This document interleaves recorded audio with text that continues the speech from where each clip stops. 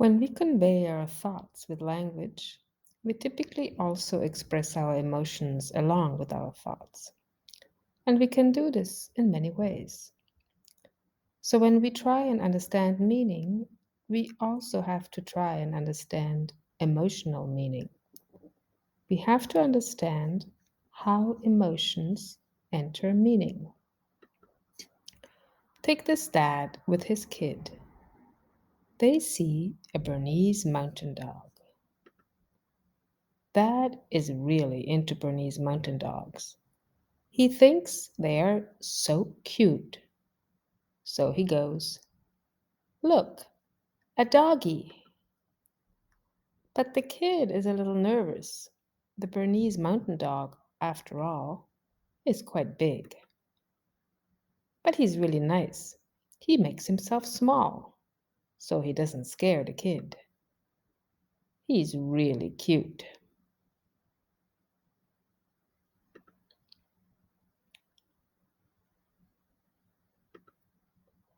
Now, hold on for a bit. Why does Mr. Spock find this fascinating? He doesn't understand why they use doggy for a big dog. It looks like he has got a point. A big dog is a dog, and a little dog is a doggy. So only a little dog should be a doggy or a puppy. You see, the I in doggy and puppy is a diminutive. And the meaning of a diminutive should simply be small. So why can you use it for a big dog too?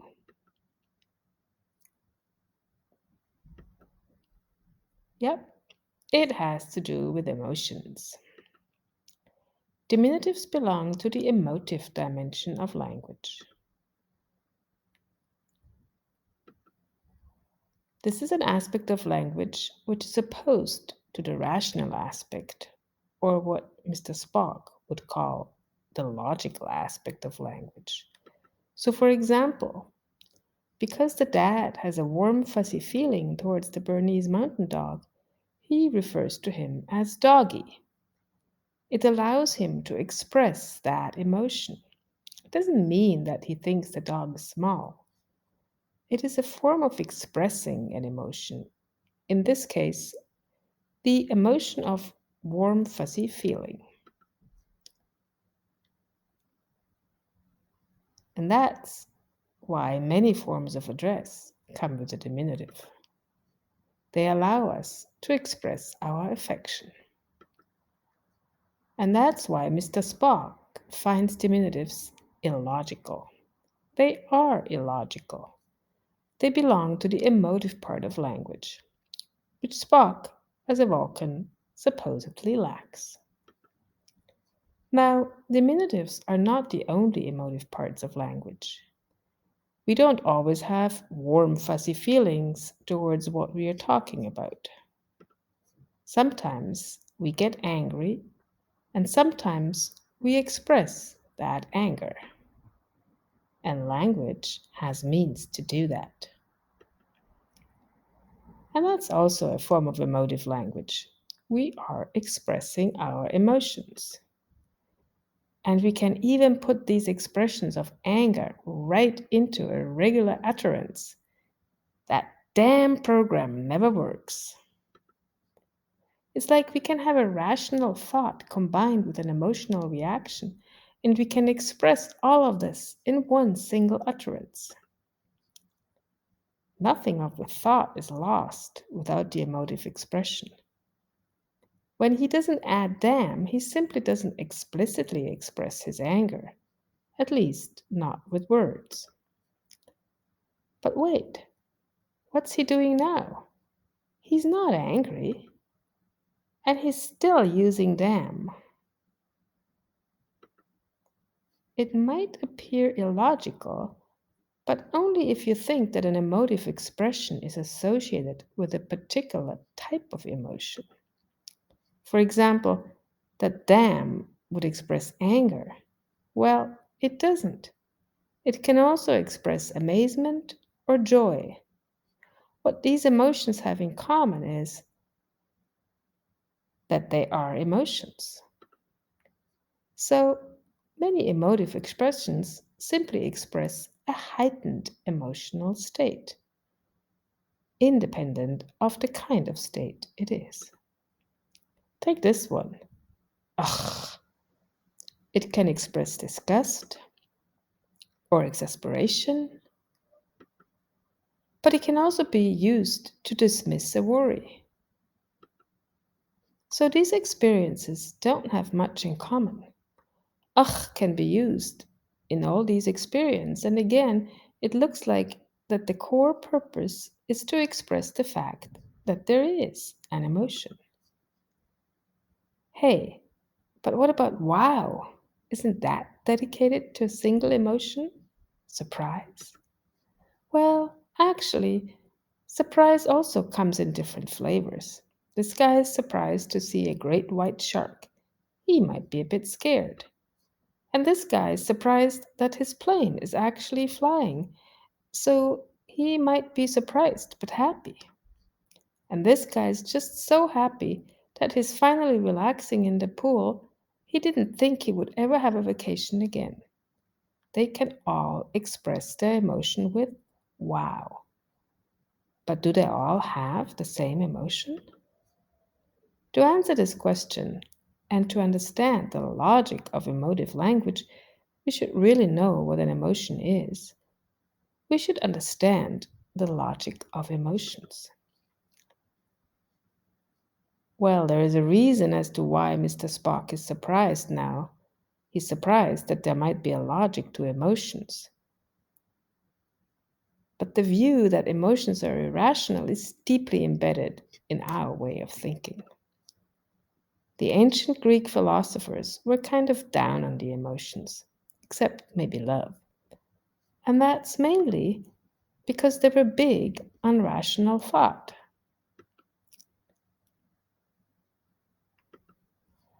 Roughly, they thought that there was pure rational thought representing the world as it is. So, if something bad were to happen, like your laptop not working properly, with pure reason, you could probably find a solution, but humans get carried away by their feelings. And these feelings cloud their thoughts, and no rational solution can be sought anymore.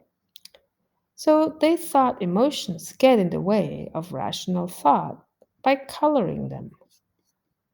And our language is colored as well. Wait a minute, Mr. Logical. This still doesn't tell us anything about exactly what happens here. What is this emotional cloud? And how does it relate to our thoughts and to our language?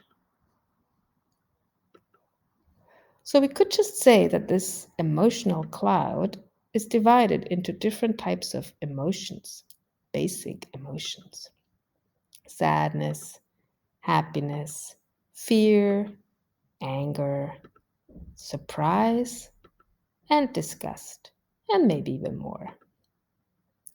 But if it really was like this, then why don't we get words that correspond exactly to these basic emotions?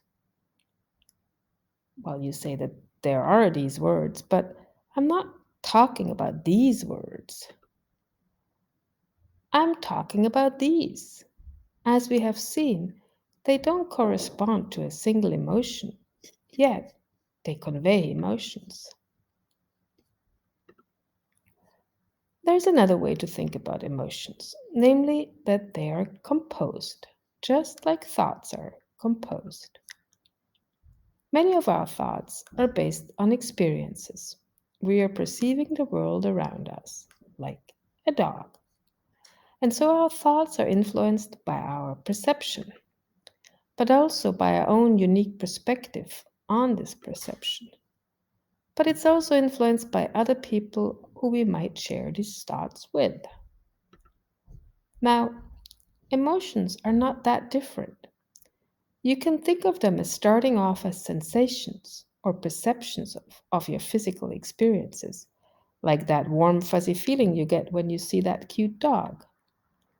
Our emotion is influenced by that sensation. We first determine whether it feels good or bad. But it's also influenced by how strong that sensation is. And it can depend on who's with us at the time of the sensation. These are all factors that contribute to the composition of an emotion. So you see, emotions, like thoughts, are composed. And on top of all of that, thought and emotion influence each other. So emotive language depends on all of these factors.